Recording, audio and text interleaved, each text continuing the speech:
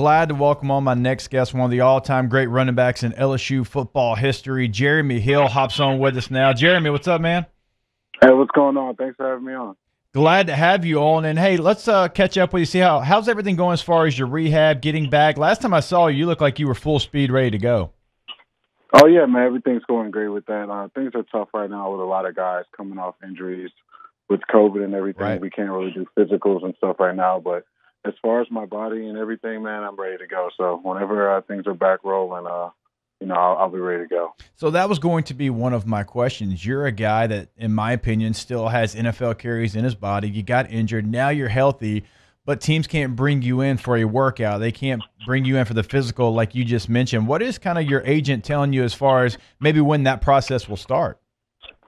Hopefully, if things go smoothly, July, that's when teams will start bringing guys in for training camp, and hopefully that's when guys like me and a lot of other guys who are injured right now can kind of come in, do workouts and physicals. So hopefully July, if everything goes smooth, but who knows?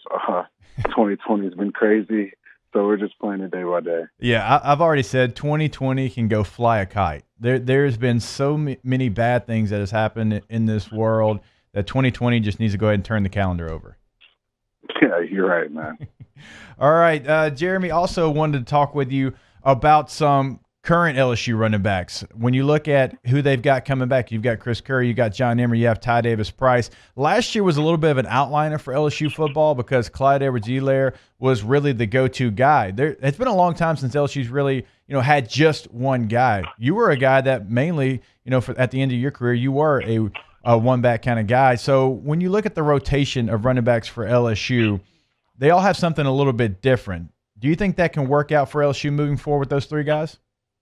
I definitely think so. Those guys came in and played a lot of meaningful snaps, and the beauty of LSU, we don't mind playing young guys. So those guys played a lot of big games last year, and I think that's going to translate well going into this season. And then having the confidence that they have just from winning a national championship, I think that's going to be flowing early on through the season, and they're going to want to prove to the world that that just wasn't a one-time thing.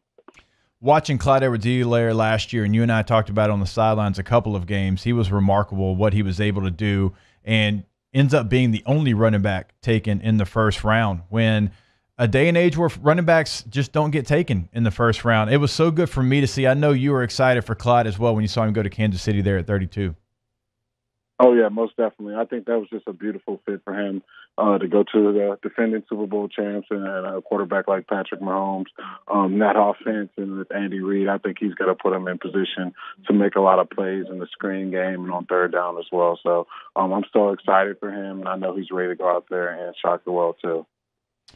All right, now we know that LSU football players, Jeremy, they're coming to campus on June the 8th. We had Coach Moffitt on yesterday, and he talked about the plan that they have in place. And this is more than just, I guess, college football, but pro football, like yourself trying to get back into the game. Do you think there is enough time to be able to get back, be in that peak shape, be in your peak performance time coming in with this amount of time left before you start the season?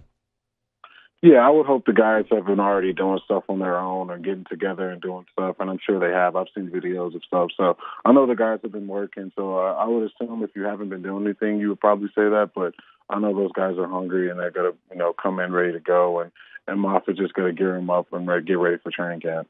I think now if you have veteran leaders, that's going to help you because – like you mentioned, they had to do stuff on their own. And I've talked about watching Jacoby Stevens run up and down the levee. Every time I drove to work, it seemed like he was out there. And something I learned yesterday that I didn't know, they can't go out there and throw the football. They can't go out there and hit the bags. It cannot be done at the team facility. So you're having to go elsewhere. You're having to say, hey, let's go meet at this park in Baton Rouge so we can go throw the ball. And I think that's going to help the veteran teams opposed to someone who's got a young quarterback or a young roster that they don't necessarily have the voice yet to be able to lead everybody to one spot. Yeah, most definitely. And I think, when you lose out on spring football, that's when a lot of the younger guys get to learn the offense and get to, be in game situations and things like that. So when you lose that, it's hard to simulate those things. But like you said, when you got veteran leadership on the team, like we have with guys like Jamar and Miles, I think they're going to get the guys going and they're going to be ready to go. This is just going to be a bump in the road for them. They know the bigger picture, and I think every day they work towards that, and they're going to be good to go. Catching up with Jeremy Hill here, former LSU running back, now in the NFL. Jeremy, something I learned looking at your Twitter the other day, I had no idea that Odell Beckham Jr. played Johnny Manziel for the scout team when y'all got ready for A&M. I had no clue. That had to be a lot of fun to watch. My man, I didn't know he could spin it like that either. Oh, most definitely. I think that was some of the most fun practices we ever had at LSU. Normally most of the time it's pretty intense and we're getting after it, but Coach Miles let us, kind of cut it back a little bit. And the fun part about it is there were no call plays. So where we just went out there and just did backyard football, the starting offense against the starting defense. The fun part is just Odell was at quarterback. So we just kind of went out there and just ran around, tried to make crazy plays. And we got to get that film, man. I'm going to get with G-String and see if I can find that film. Hey, we got to get with Doug. I need to see that tape. I need to see how that worked out. Hey, maybe it could have been something we could have put in the game plan. Hey, most definitely.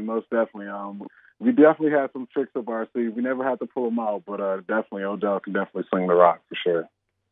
Jeremy Hill is our guest here, former LSU running back. And, hey, we mentioned it at the beginning of this interview. 2020 has had so many things go on. And right now in this world, watching your Twitter, I know that you're passionate about what's going on, the injustice that's going on right now. And when you look at guys like Joe Burrow, he stood up. I know you retweeted that tweet. I know it's important to see guys like that step up and have a voice right now. Yeah, most definitely. I think it's a lot of things that have just been taken, over history and over the years that people have, just have pent up and boiled up emotions about that, they really haven't gotten out. And a lot of the peaceful protests went unnoticed. And I think, now I think it's reached a tipping point for our nation. And hopefully, we can all come together as one and stop all the division and truly just work together and for a better cause so that our children's children don't have to deal with this kind of stuff.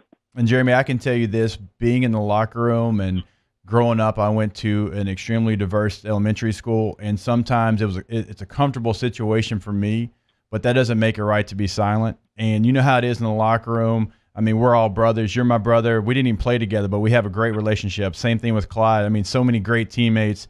And I'll be the first to say, I'm going to do more. I need to do more. Just because it's a comfortable situation for me, sometimes you have to get uncomfortable. You have to speak up. You have to lend your voice. And you're one of the guys that I thought of during this movement. So I appreciate you, and I appreciate our friendship, brother. Yeah, thank you, man. I think that's the biggest thing with the Tigerhood, the brotherhood we have through being Tigers, is that, we all been through the same thing. We all know about fourth quarters in the morning. We all know about that summer heat. We all know about waking up, going to class every day, and just, fighting for that one cause. And I think, as teammates and as former teammates, we can use those things we learn as football and apply it to life. And if we can bring everyone together, as a team and life and of unity and love, I think that would be a beautiful thing that we can look forward to in the future. I'm 100% behind you. I appreciate your time, man. Like I said, you're one of my guys, and I appreciate you giving us a couple minutes here this afternoon. No problem, man. Thank you for having me on, Jacob.